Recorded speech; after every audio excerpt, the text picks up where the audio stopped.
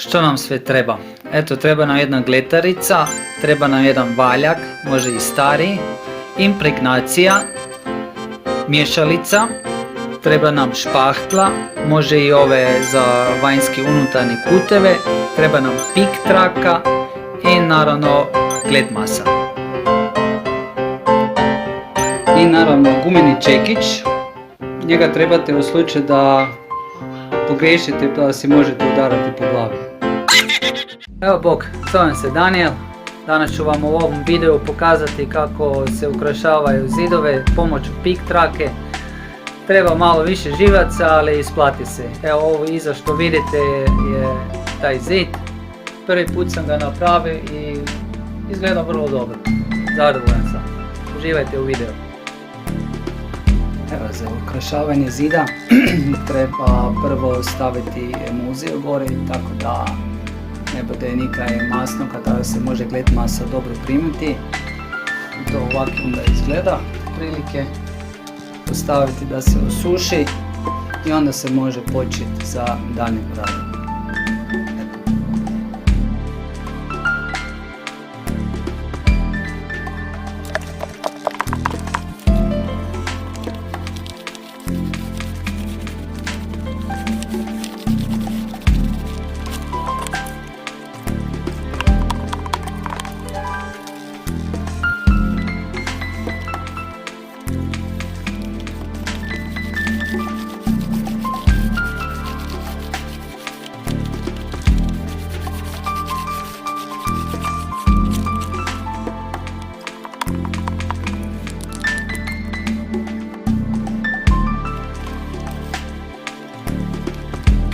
Dovoljno je normalno jedan sloj, samo ako imate grubu površinu ili ako je dosta prašine gore, onda vam bi preporučio da dvije ruke stavite gore, znači 2 puta da nanesete emulziju.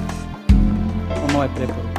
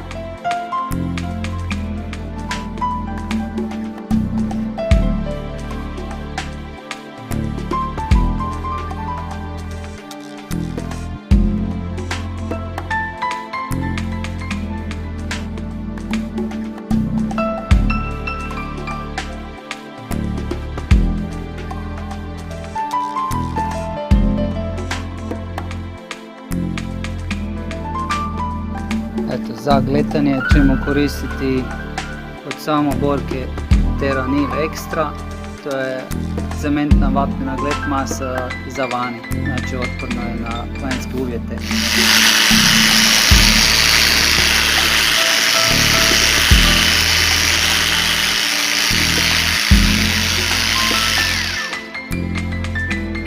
Eto, bitno da je masa onak bez grudica, lepo fina. I kad je gotovo, onda ostaviti 10 minuta da zazrije ili dozrije i onda se može upotrijebiti. Uzimajte na glet masu na gleter i evo ga ovdje tankim slojem od gore prema dole ili kako hoćete i poravnate. Ne trebate jako paziti kako izgleda, bitan je efekt. I to je to. Onda uzmite običnog valjka, namočite ga malo u vodu, iscijerite ga i samo po ovoj masi prođite.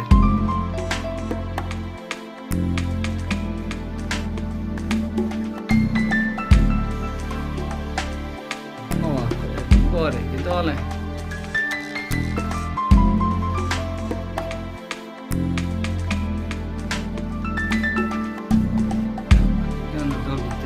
ovakav